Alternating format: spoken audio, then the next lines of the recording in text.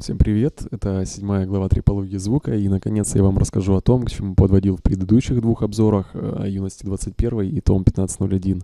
Можно догадаться, конечно, что два эти устройства объединяет аналоговый звук и советское производство, так и есть, и вся моя идея крутится вокруг этих двух вещей.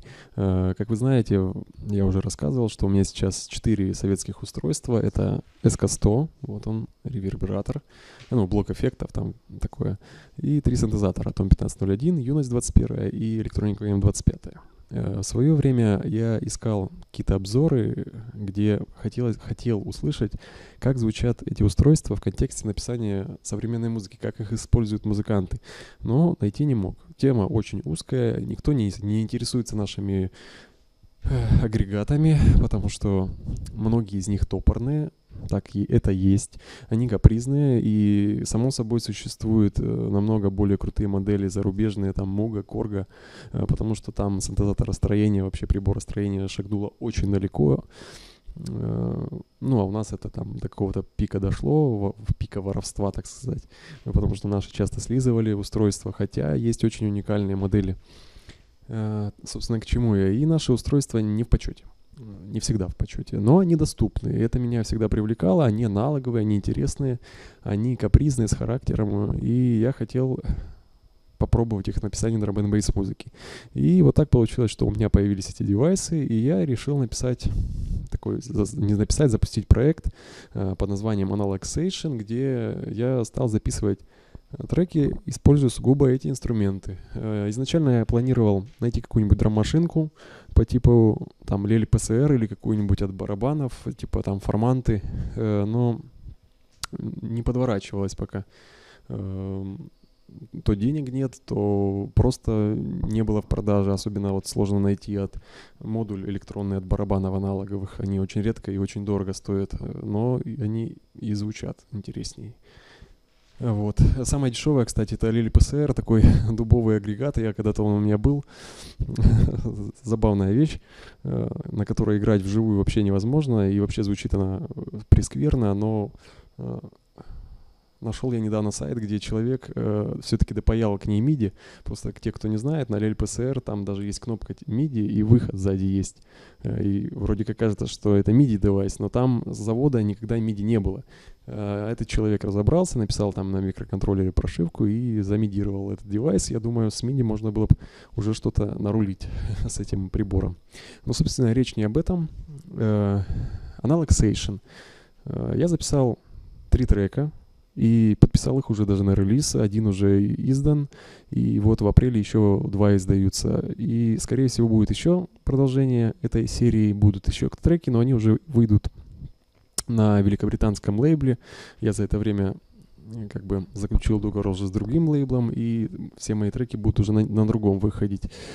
И они звучат, собственно.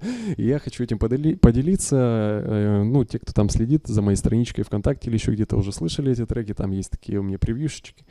А те, кто следит за каналом на Ютубе, вот сейчас будет у вас возможность все это послушать в действии. Здесь у меня за спиной 3 этих трека в секвенсоре, там плюс у меня на ручках назначены там делай, ривер, фильтр. Я буду по ходу действия рассказывать, где в каких частях что вступает, как оно звучит. Составите представление. То есть мы сегодня слушаем музыку. Так, начнем.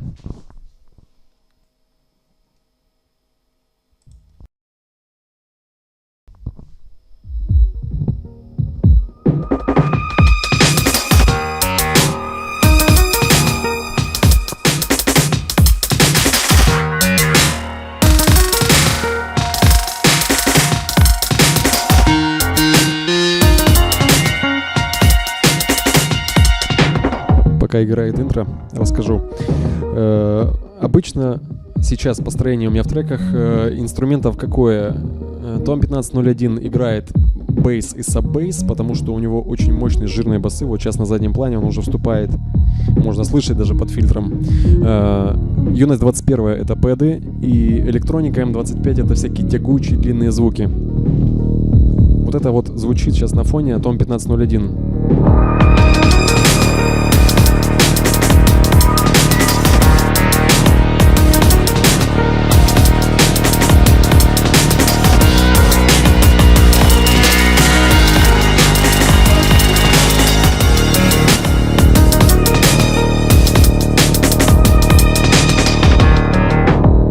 Я специально записал 2 партии, где этого синтезатора, где каждую из них расстроил. Одну на семитон вверх, другую на семитон вниз. И плюс на это все работает LFO, и поэтому он такой очень тягучий.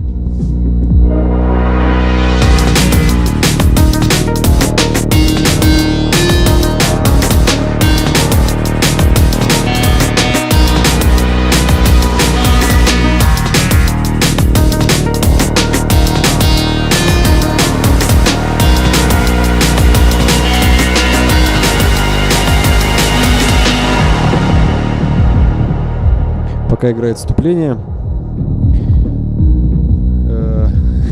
расскажу про особенность. Все это игралось вживую, MIDI ведь нет, все руками. И сейчас вот у меня даже нет записи MIDI нот. Сейчас, чтобы мне повторить эту мелодию, мне нужно сесть, послушать свой же трек и заново наиграть. Сейчас вот вступает яма, после которой будет дроповая часть, где будет много ударных и много таких вобловых звуков. Слушаем.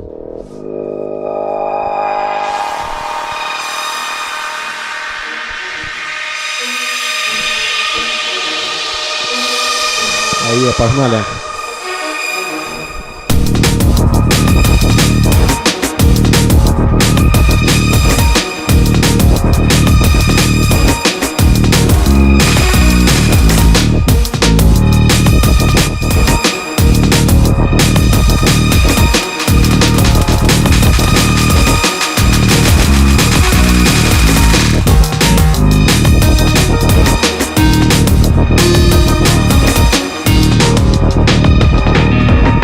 Вот это вобла, это тоже Tom 1501, только с другим пресетом уже настроенный, и это все вибрато так звучит. И сейчас будет тот же синтезатор, только такой более диповый звук.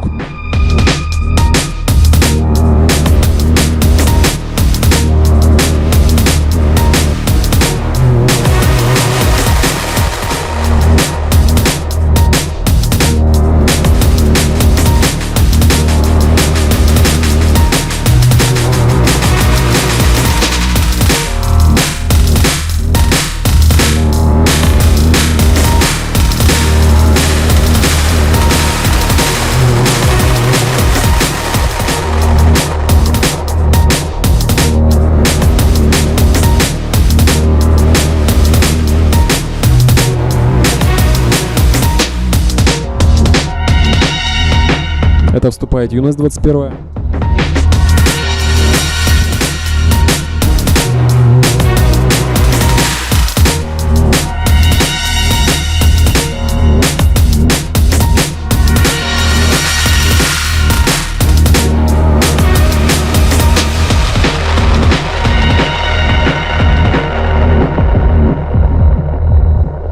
Именно Юность себя хорошо проявила на пэдах, особенно когда набрасываешь сверху какой-то такой глубокий ревер.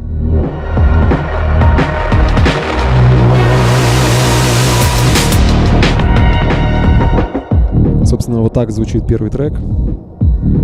Наверное, перейдем к следующему, чтобы особо не палить, так сказать, трек. Следующий начнем с ямы. В яме здесь я использовал Tom 1501, такая мелодия здесь очень интересная. Я уже рассказывал, в Tom 1501 есть зависимость огибающая от нажатия на клавиши, от глубины. И вот именно интро здесь построено целиком на вот этих вот приколах всех. И звучит оно просто улетно. Слушаем.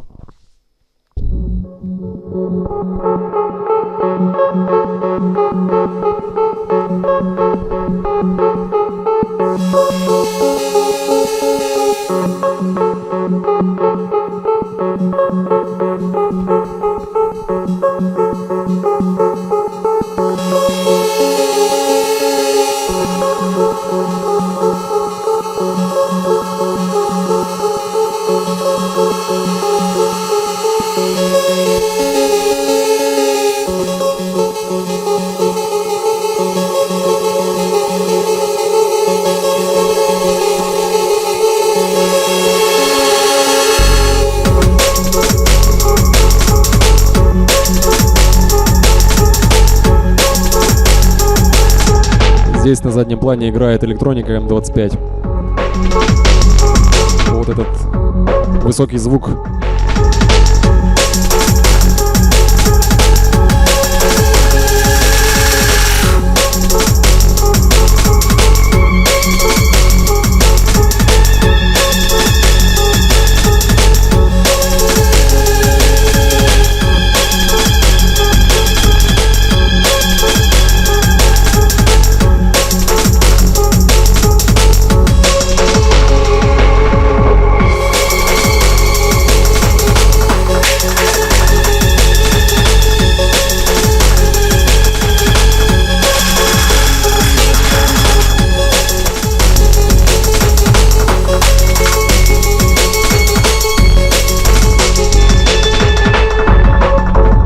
сейчас будет часть, где можно послушать, как звучит саббейс, выполненный на Tom 1501, потому что там не будет ударных, они потом вступят чуть-чуть такой ломаный ритм, можно хорошо послушать это очень все.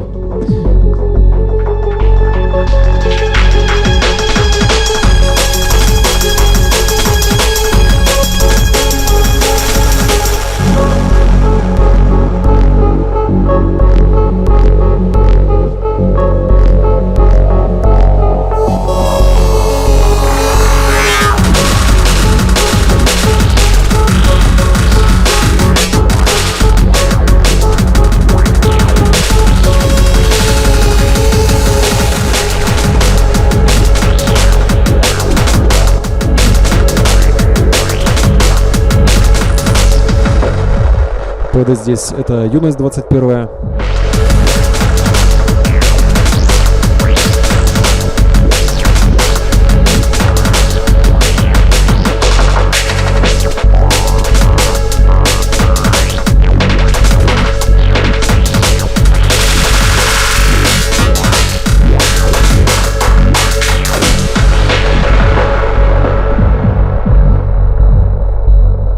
Вот сейчас я приглашу... эхо. Сейчас я приглушил фильтр и LP-шный, и очень слышно, как работает саббейс Тома. Именно он пробивной, он очень жирный, и его практически ничем не нужно накручивать, он сам по себе звучит так. Сейчас на фоне слышно, как ударные рубят из саббейс, такой именно гул, вот этот, это от Тома. Причем он очень размытый, когда звучит, просто вот его включаешь и слушаешь. Но когда он в паре в миксе, очень такой мягкий звук получается, мне это очень нравится. Погнал следующий трек. Кстати, тут, наверное, тоже можно на яму перейти сразу. Сейчас. Яма тоже Tom 1501. Очень такая интересная мелодия.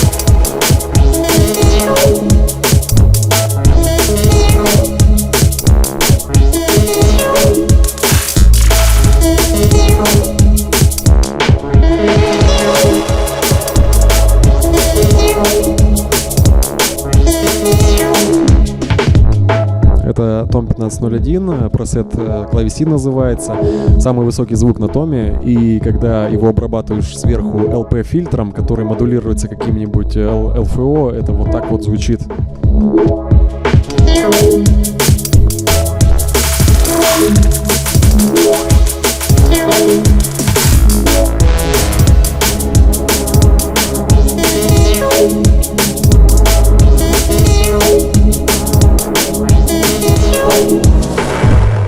Это по классике, это юность 21.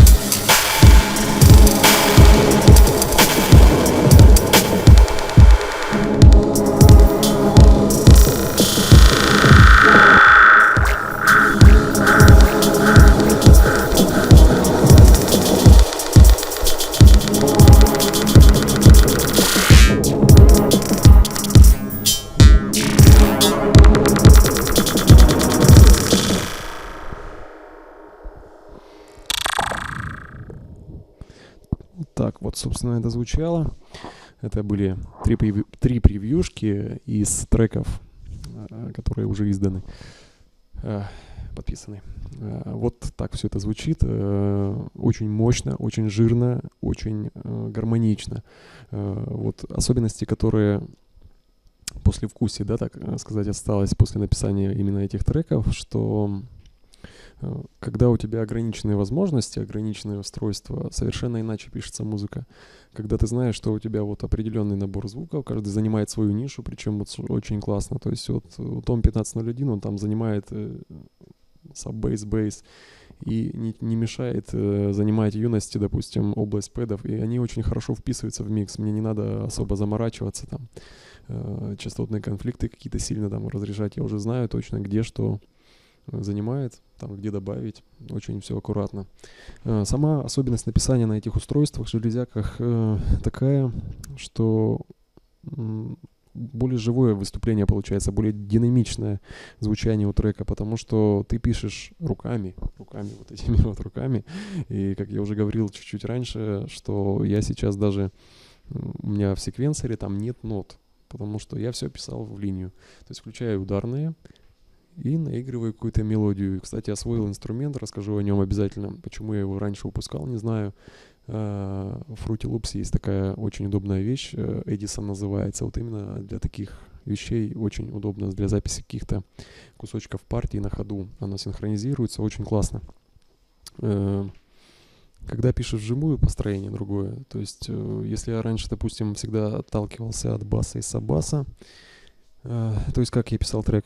Писал ударные, потом добавлял бейс, получалась какая-то ритмическая часть там на 16 ударов, и потом ее просто развивал. То есть вообще инструмент очень сильно влияет на написание музыки. То есть секвенсор, трекер, допустим, это разные же вещи. То есть у секвенсора бесконечное количество каналов, там инструментов, голосов, а вот трекер 8-битный, у него было всего 4 канала, и можно было играть, допустим, всего лишь 4 за раз звука, ноты. Это тоже влияет все и на трек, на построение, на качество написания музыки, на подход. И вот эти нюансы, они очень сильно влияют. И когда вот играешь на живом синтезаторе, более динамичное получается не выступление, а запись даже. Вот ты стараешься попасть нотами так вот как-то ритмично там, или наоборот сбиться чуть-чуть, в какой-то нужный момент чуть-чуть поспешить, в какой-то чуть-чуть опоздать. Вот в ямах у меня это очень хорошо слышно. Там просто мелодия, которая развивается. Так вначале медленно, потом быстрее, быстрее, быстрее, быстрее. Вот, и звучит это очень здорово, очень живо, то есть нет той искусственности, которая присуща сейчас многим трекам, то есть получается более мелодичная музыка. Это мне очень нравится, конечно, и я думаю, я еще поэкспериментирую с этим всем делом, и обязательно будет продолжение. Собственно, вот так может звучать наше оборудование в контексте драм-н-бейс музыки, то есть его можно использовать и нужно использовать, только нужно прилагать к этому усилия, желания и хотеть, и они обязательно зазвучат. Собственно, на сегодня все. Всем, кому понравилось, подписывайтесь, там ругайте, ставьте лайки, делитесь, не делитесь, как бы это уже я как бы отпускаю видео на волю судеб. Следующая глава будет, скорее всего, ADVS, Digital Vinyl System, то есть я расскажу про тайм-код, как управлять вашими треками с помощью проигрывателя, вон там на заднем плане, и пластинки, и как это сделать максимально бюджетно, не покупая трактор там 4DJ или еще какой-нибудь Mix-Vibes там или другую систему. Собственно, все. Еще встретимся.